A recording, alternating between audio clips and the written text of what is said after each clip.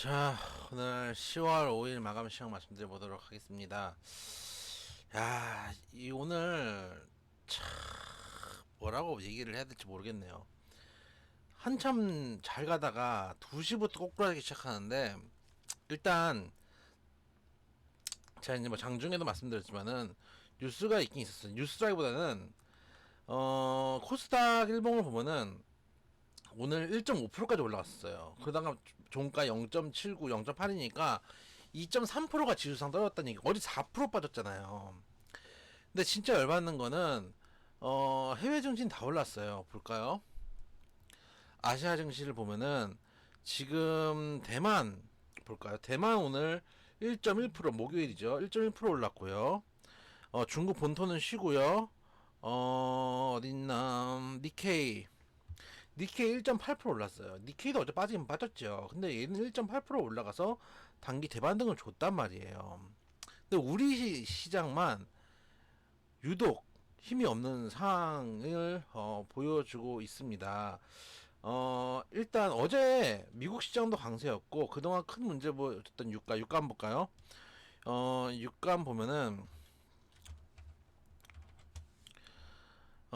WTI 기준으로 해서 한때 거의 100달러 가는 게 아닌가 싶을 정도로 94.95까지 95달러까지 올라갔던 WTI가 어제 5.6%가 빠졌어요. 그래서 84달러까지 내려왔어요.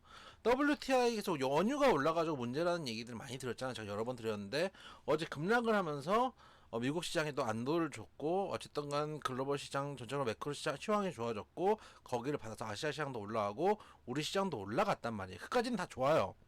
니케이 한번 볼게요. 니케이가 우리랑 똑같이 시작하거든요.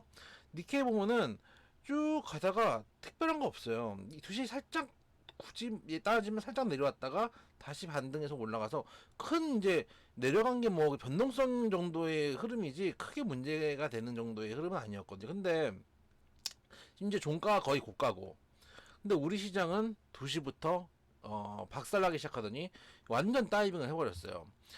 장중에 제가 그래서 요즘은 이제 방송을 안 나가니까 이제 방송을 계속 켜놓고 있거든요. 경제방송을 켜놓고 있는데 그래서 무슨 뉴스가 나왔냐면은 외환 보유액이 원래 이제 발표를 오늘 해야 되는데 발표가 안 된다라는 뉴스가 흘러나왔어요. 저도 이제 그거 보고 여러분들께 이제 외환 보유고가 발표가 안 돼서 이런 이제 일들이 있었나 보다라고 말씀을 드렸는데 장 끝나고 이제 뉴스가 정확하게 나왔는데 어 그것도 조금 마음에 걸리는 건 있어요. 왜냐면은 제가 이거를 검색을 했는데 큰 기사들은 안 나오고 한 번 더 확인해 볼까요?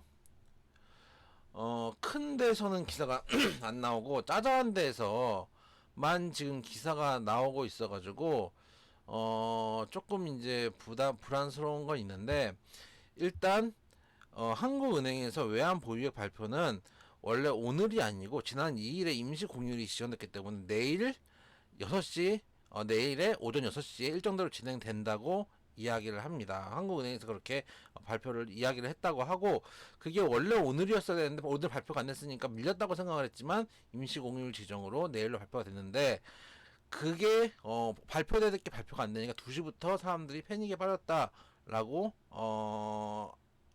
지금 일단은 그렇게 시황을 판단하고 있거든요. 그래서 왜 그러냐면은 만약에 매크로에서 무슨 문제가 있었으면 일본이 무너졌어야 되고 일본이 무너진 걸 그 전에 우리나라 환율이 먼저 튀었어야 돼요. 근데 환율이 오늘 0.95 하락하는 걸로 마감했거든요. 지금 1350.5로 끝났는데 환율이 튀지도 않고 그러니까 원래는 가장 먼저 움직이는 게 환율입니다. 환율이 튀지도 않고 거기다가 원달러 환율 보시면은 1350 정도로 끝났죠. 환율이 튀지도 않고 거기다가 매크로인 일본도 멀쩡하고 그 다음에 특별한 문제가 없이 우리나라 지수가 빠졌는데 결국은 투심으로 인한 냉각된 투심으로 인한 하락으로 보입니다. 일단 여기서 짚어볼 만한 지점들이 있습니다. 첫째는 현물 시장 기준으로 양시장부터 두시장 끌어내린 주체를 한번 봐야 될 필요가 있겠죠. 누가 던졌는지. 2시부터 현물 시장을 좀 보면은 코스피입니다. 항상 말씀드리죠. 녹색이 기관, 주황색이 외국인, 파란색이 개인입니다. 개인이 2시 지점부터 개인이 던집니다. 개인이 던지면서 이걸 누가 봤냐? 기관이 지수 좋을 때 던지다가 여기서부터 받아 올리기 시작해요. 결국은 기관이 개인이 끌어올린 거를 기관이 싼 것에 받아내는 형국이 돼버렸어요. 개인은 어떻게 보면은 비싼 값에 사가지고 싼 값에 던진 꼴이 돼버린 거죠. 코스닥도 보면은 코스닥 같은 경우는 개인이 계속 던지다가 2시부터 급격하게 던져요. 그거를 외인 기관이 두 군데에서 다 받아가는 형국입니다. 결국은 외인 첫째는 이제 개인의 투심이 그만큼 안 좋다는 거 우리가 좀 생각해 볼 수가 있고, 둘째는 외환 보유고 문제에 대해서 많은 투자자들이 인지를 하고 있다는 점이에요. 물론 방송에서 나온 것들도 있고 실제 개인 투자자들이 운영하는 그런 텔레그램방이나 이런 데서도 이미 많이 돌았어요. 돌았다 보니까 개인들이 단체로 움직이는 부분들도 있고, 저도 계속 지적하는 문제지만 외평채를 쓴다는 걸 우리가 이미 뉴스에서 봤기 때문에 이미 불안한 심리가 있는 거예요. 그러다 보니까 원화방어 같이 어려움을 겪을 수 있다는 불안감이 계속 개인들에게 있다. 셋째는 개인들이 시장을 끌어내니까 역시 환율에는 그래도 영향이 없더라 하는 것들을 우리가 좀 알아볼 수 있었다. 그래서 결국은 오늘 중요한 거는 다시 또 돌아서 미국 시장입니다. 결국은 이제 우리나라에 자금이 들어오기 위해서는 미국 국채 선물 가격이 미국 국채 가격이 일단은 더 이상 상승하지 않아야 되겠죠. 않아야 되고 거기다가 유가도 좀 떨어져야 되고, 현재 시간 유럽 시장 괜찮거든요. 그러니까 우리 시장만 이런 거예요. 유럽 시장 지금 독일도 0.26% 상승, 영국도 0.44% 상승, 유로스톡스 0.37%다 괜찮아요. 다 괜찮고 미국 지수 선물도 지금 뭐 0.09% 정도 하락이니까 뭐 크게 문제 있는 건 아니거든요. 어제 많이 올라왔으니까요. 뭐 지수 선물상으로는 대반락이 좀 나올 수 있겠죠. 어제 나스닥 1.3% 정도 올랐으니까요. 결국 우리나라만 지금 빠지고 있는데, 투심도 문제가 있지만 이 투심의 불안을 장악하는 정부의 정책도 문제가 있다고 저는 솔직히 생각을 합니다.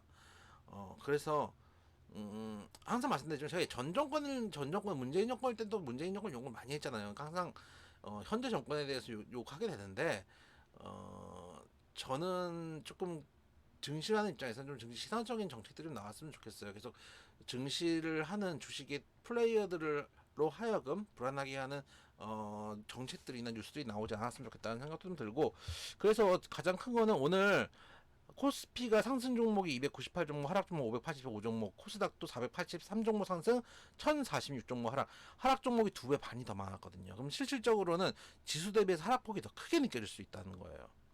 지수도 크게 하락했는데 거기다가 하락 종목이 2배 반이 많으니 여러분들 계좌에 10종목이 있으면은 7종목은 하락했다는 얘기예요. 그러니까 훨씬 더 투심이 안 좋겠죠.